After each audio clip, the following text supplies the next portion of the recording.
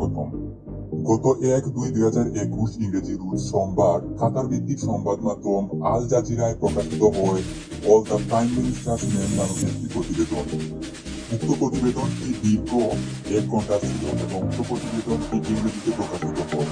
আমাদের বাইরের topics TV চ্যানেলটির মাধ্যমে ওই সংবাদটি বিস্তারিত বাংলা ভাষায় আপনাদের সামনে একে একে তুলে ধরব।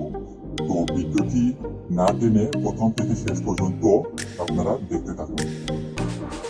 আল জাজিরার এই অনুসন্ধানে মূলত সেনাপ্রধান জেনারেল আজিজ আহমদের পরিবারের সদস্যদের অতীত এবং বর্তমান বিভিন্ন কর্মকাণ্ড তুলে ধরা হয় এবং নানা ধরনের দুর্নীতির অভিযোগ করা হয়। All the prime ministers main নামের এই প্রতিবেদনটি গতকাল প্রথম প্রচার করার পর থেকে এটি নিয়ে সোশ্যাল মিডিয়ায় ব্যাপক আলোচনা সমালোচনা চলছে। আল জাজিরার প্রায় 1 ঘন্টার এই প্রতিবেদনে মূলত বাংলাদেশের সেনাবাহিনী প্রধান জেনারেল আজিজ আহমদ এবং তার 3 ভাইয়ের কার্যক্রম দেখানো হয়েছে। সেনাবাহিনী প্রধান জেনারেল আজিজ আহমেদের আপন 3 ভাই 2004 সালে একটি হত্যাকাণ্ডের অপরাধে আদালতে দণ্ডিত হয়েছিল। এই ভাইদের মধ্যে আনিস আহমেদ এবং হারিস আহমেদ বর্তমানে পলাতক রয়েছেন। তৃতীয় ভাই তুফাইল আহমেদ জোসেফ, যিনি হত্যার অপরাধে কারাদণ্ডে দণ্ডিত ছিলেন, রাষ্ট্রপতির ক্ষমা নিয়ে কারাগার থেকে মুক্ত হন। যদিও 2 ভাই হারিস আহমেদ এবং আনিস আহমেদ পলাতক, কিন্তু আল জাজিরার অনুসন্ধানী প্রতিবেদনে হারিস আহমেদ এবং আনিস আহমেদকে জেনারেল আজিজ আহমেদের ছেলের বিয়েতে বাংলাদেশে দেখা গেছে। প্রতিবেদনে দেখানো হয় আনিস আহমেদ থাকেন কুয়ালালামপুরে আর হারিস আহমেদ থাকেন হাঙ্গেরির রাজধানী বুদাপেস্টে। প্রতিবেদনটিতে কি ধরনের দুর্নীতির অভিযোগ করা হচ্ছে? প্রতিবেদনে গোপন রেকর্ডিং এর মাধ্যমে বুদাপেস্টে হারিস আহমেদের ব্যবসায়িক কার্যকলাপ নিয়ে অনুসন্ধান চালানো হয়। তিনি নাম পরিবর্তন করে হাসান মুহাম্মদ নাম নিয়ে বিভিন্ন দেশে একাধিক ব্যবসা প্রতিষ্ঠান করছেন সেটা দেখানো হয়েছে। বুদাপেস্টে একজন বাংলাদেশি ব্যবসায়ীর সাথে এক কথোপকথনে তাকে বাংলাদেশ সেনাবাহিনীর জন্য বুলেট সরবরাহের কথা বলতে দেখা যাচ্ছে। আল জাজিরার ওই প্রতিবেদনে হারিস আহমেদকে বলতে শোনা গেছে, পুলিশের চাকরি যেমন থানার ওসির পদ পেতে কত টাকা নেওয়া হয়, তিনি সেখানে বলেছেন এক্ষেত্রে 5 কোটি টাকা পর্যন্ত নেওয়া হয়। এই কাজে সরকারের শীর্ষস্থানের লোক জড়িত থাকেন বলে হারিস আহমেদ উল্লেখ করেছেন।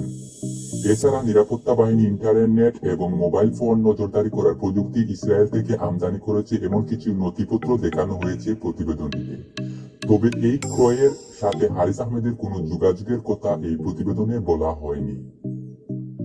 তো এই প্রতিবেদনকে মূলত এইসব বিষয় নিয়ে আলোচনা করা হয়েছিল এবং আরো কিছু খুঁটিনাটি বিষয়ও এই প্রতিবেদনে উল্লেখ করা হয়েছে। তো এই প্রতিবেদনটি নিয়ে বাংলাদেশ সরকার এবং সেনাবাহিনীর কি প্রতিক্রিয়া, সেটা এখন আমরা আপনাদের সামনে তুলে ধরব। প্রতিরক্ষা মন্ত্রণালয়ের আন্তঃবাহিনী জনসংযোগ ও পরিদপ্তর থেকে পাঠানো এক বিবৃতিতে কঠোরভাবে নিন্দা জানানো হয়েছে এই প্রতিবেদনে। বিবৃতিতে বলা হয়েছে, এটা পরিষ্কার না যাদের পূর্বে অপরাধমূলক কাজে জড়িত থাকার রেকর্ড রয়েছে তাদের সঙ্গে কিভাবে আল জাজিরার মতো আন্তর্জাতিক নিউজ চ্যানেল যুক্ত হলো। প্রযুক্তি ব্যবহার করে ভিডিওটি তৈরি করা হয়েছে বিভিন্ন অফিসিয়াল, সামাজিক, ব্যক্তিগত অনুষ্ঠানের ক্লিপ ব্যবহার করে। বেশ কিছু বিচ্ছিন্ন অনুষ্ঠানের দৃশ্য একত্রিত করে সম্পাদনা করে কণ্ঠ দেওয়া হয়েছে এই প্রতিবেদনটিতে। বাংলাদেশ সরকার এই প্রতিবেদনটিকে মিথ্যা ও অবমাননাকর হিসেবে বর্ণনা করেছে। পররাষ্ট্র মন্ত্রণালয় থেকে আজ এক বিবৃতিতে একে লন্ডন ও অন্যান্য জায়গায় সক্রিয় উগ্রপন্থী ও তাদের সহযোগীদের উস্কানিতে বেপরোয়া ও নোংরা অপপ্রচার বলে উল্লেখ করা হয়। বিবৃতিতে বলা হয় বাংলাদেশ সরকার এটি প্রত্যাখ্যান করছে। আরো বলা হয় এতে অবাক হওয়ার কিছু নেই যে জামায়াতে ইসলামের মদত পুষ্ট কতিপয় সাজাপ্রাপ্ত পলাতক অপরাধী এবং কুখ্যাত ব্যক্তি তাদের চিরাচরিত চোখে যে ধরনের বাংলাদেশ বিরোধী অপপ্রচার চালায় এই রিপোর্টটিও সেই শ্রেণীর। এরা বিভিন্ন উগ্রপন্থী আন্তর্জাতিক গোষ্ঠী ও সংবাদ মাধ্যম, বিশেষ করে আল জাজিরার সঙ্গে হাত মিলিয়ে বিভিন্ন সময় ষড়যন্ত্রে লিপ্ত হয়েছে। বিবৃতিতে বলা হয় আল জাজিরার প্রতিবেদনে অভিযোগগুলোর মূল সূত্র একজন সন্দেহভাজন আন্তর্জাতিক অপরাধী, যাকে আল জাজিরা নিজেই সাইকোপ্যাথ আখ্যা দিয়েছে। প্রধানমন্ত্রী বা বাংলাদেশের রাষ্ট্রীয় কোনো প্রতিষ্ঠানের সঙ্গে ওই বিশেষ ব্যক্তির সংশ্লিষ্টতার সামান্যতম প্রমাণও নেই। আর মানসিক ভারসাম্যহীন কারো কথার ভিত্তিতে চূড়ান্ত সিদ্ধান্তে পৌঁছা একটি আন্তর্জাতিক নিউজ চ্যানেলের জন্য চরম দায়িত্বহীনতা